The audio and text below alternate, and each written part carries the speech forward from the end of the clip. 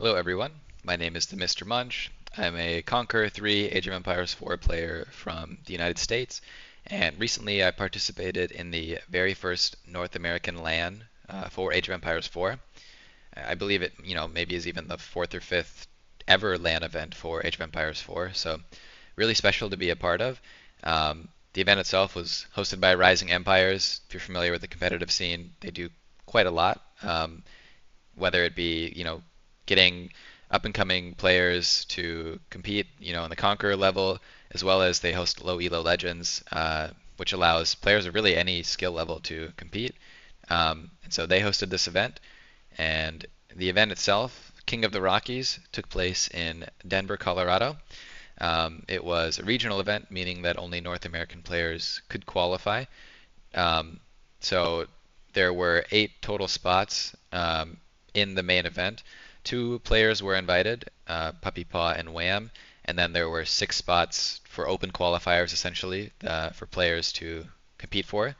And uh, there were, at this point, qualifiers were roughly 2 months before the event.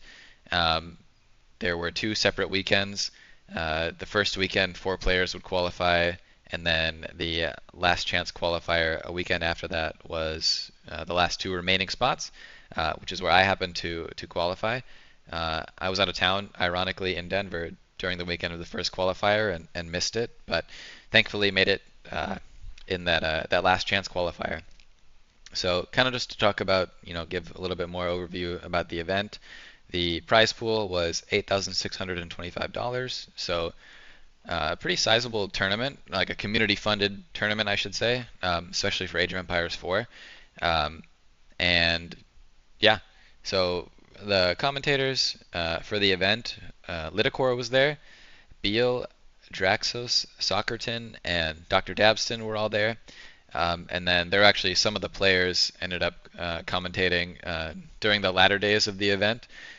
So Puppy Paw, Wham, Nyan Racing Cat, and Filisberto all hopped on the caster desk for at least one of the series. And yeah, the format of the actual tournament itself was a double elimination bracket. Each series was a best of 5, except for the grand final, which was best of 9. So everyone was guaranteed at least 2 series for making it to the main event, and every single series was casted throughout the event. So looking at the map pool, you can see here we had 9 maps. We had Baltic, Cauldron, Cliffside, Dry Arabia, Four Lakes, Prairie, Rockies, Rocky Canyon, and Tempe. Um, Rockies, or some of these maps are custom maps, meaning that you won't find them on the ladder. Um, Maps like Rockies in particular, which is actually just a version of Coastal Cliffs. It's kind of like a smaller version of Dry Arabia. Basically, the map was created by Avely, and kind of a section of the map was just water that had no fish, and it was actually impassable. There was a cliff there that you couldn't actually get. So the idea is to make a smaller map, and, a more exciting, fast-paced experience. For this event in particular, they replaced Avely replaced the water with mountains to kind of fit the theme of King of the Rockies. So yeah, I think the map pool was actually really good. I think it was pretty dynamic. You had a little bit of everything, and that was kind of I think the goal. There was a lot of action. A lot of these maps provide games that have tons of action, and we definitely saw that in the event. Spoiler alert, you can already see how the prize pool was distributed at the bottom there. But I'll kind of talk a little bit about the players who qualified. So we had our 2 invited players, Puppy Paw and Wham. Then we had in the first qualifier, Filisberto, Give You Anxiety, Nyan Racing Cat, Soldier, and then in the last chance qualifier, Makomi, and then the Mr. Munch. So that was the 8 players for the event. And honestly, so every player was Conqueror 3 or above, but Puppy Paw and Wham were the 2 heavy favorites leading into the event. They are essentially basically the 2 best players in the world, or very close to. They've both been performing super well. So going into the event, they were definitely the heavy favorites, and they did end up finishing first and second. Wham took home the prize and beat his brother in the finals. But I think there was a little bit of uncertainty going into things, how the quality of the games would be, just because North America sometimes talked about as a region that doesn't have as much talent as like Europe or anything like that. But I think this event truly provided some games that showcase that North America has some quality players. And at the end of the day, the games were super entertaining. If you missed out, I'm going to be going over my series and then also maybe going over some of the other more exciting games from the tournament if there's interest in that.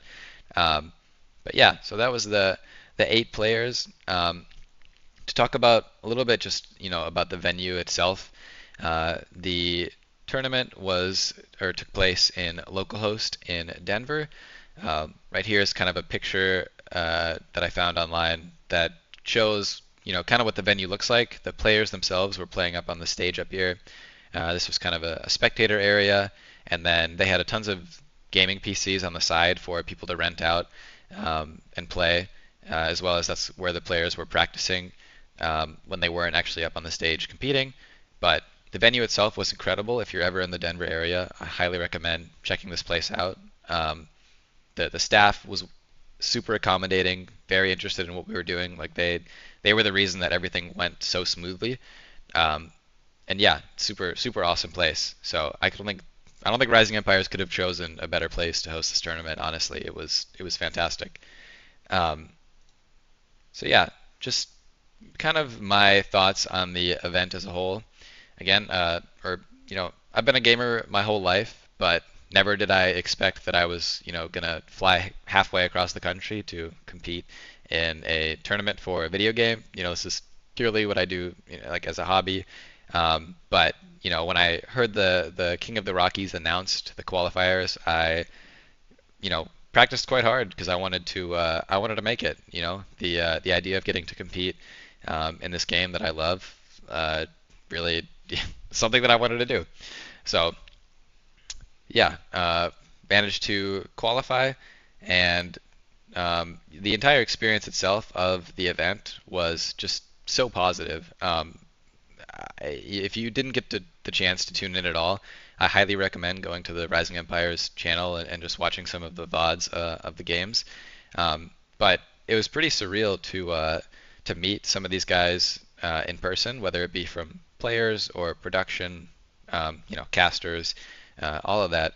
These are at least people for me that I've been interacting with for years at this point online, but never had the chance to meet in person. So getting to put faces with names and like I mean in general, I have never really none of my friends in real life or people that I know in real life play this game. So getting to kind of be in an environment where everyone was so passionate, or at least enjoyed the game, and kind of getting to gush about it for the weekend, was super awesome. Like again, the environment like was truly incredible. There are also spectators there who came to watch the event, which again just added another layer of awesomeness.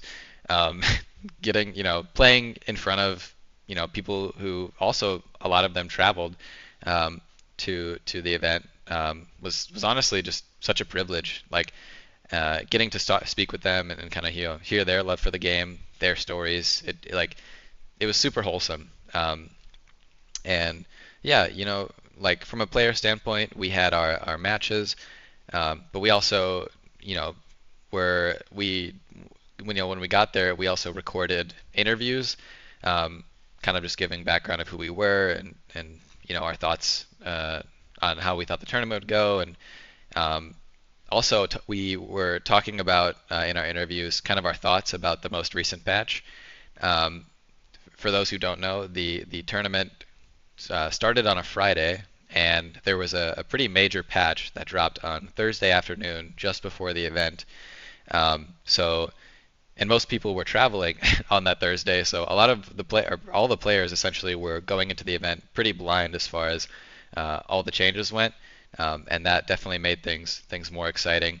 Um, we did have the patch notes a few days actually before they were announced, just to kind of get an idea of some of the changes that were taking place, but we had no way to test anything, or even really kind of get an idea of how much the patch was really going to shake things up.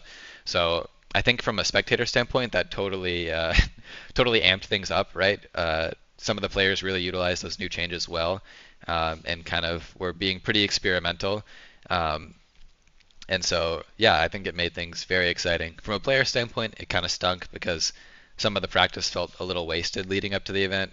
Not from a mechanic standpoint, but like there were certain strategies that weren't as strong anymore that that people practiced, or like there were civilizations like Rus that were changed pretty drastically um, by the patch that now from like a drafting standpoint you don't know exactly is it worth banning, or is it worth picking. Like there were a lot of question marks going into the actual event itself, but definitely made for a fun time. And yeah, pretty much no one had any experience on the patch. We Everyone was traveling on that Thursday, and by the time we got computers set up and whatnot on Friday morning, the event was pretty much live. So yeah, it was super interesting. But um, I do plan to go over my two series that I played during the event. I'm going to make those separate videos where I talk about a little bit in depth, kind of just the decision making going on, the games themselves, and um, just go through the series. But yeah, I just wanted to make a quick video, kind of reflecting on the event. If anyone also wasn't even aware that it had taken place, I highly recommend checking out some of the VODs because the games were super awesome. Um, yeah, especially the finals between Puppy Paw and Wham. Truly nuts. And I'm not gonna scroll down and spoil everything, even though you can kind of see how some of the standings shook out. I Yeah, I'm not gonna spoil everything here, but I will say that I myself finished in spot seventh or eighth, and while it wasn't necessarily, from a competitive standpoint, what I would have liked, I was honestly just so happy to be there that I didn't even mind. I just was so stoked about the experience as a whole, um, and I think as far as like from a fan standpoint as well, or from a viewer standpoint, there were a lot of positive things said, and this has also kind of been spoken about publicly. Um, but maybe if you weren't aware, it does sound like there is going to be a King of the Rockies 2025. The event itself this year was such a success that they've already decided more or less that next year there's a very very good chance that it will happen again.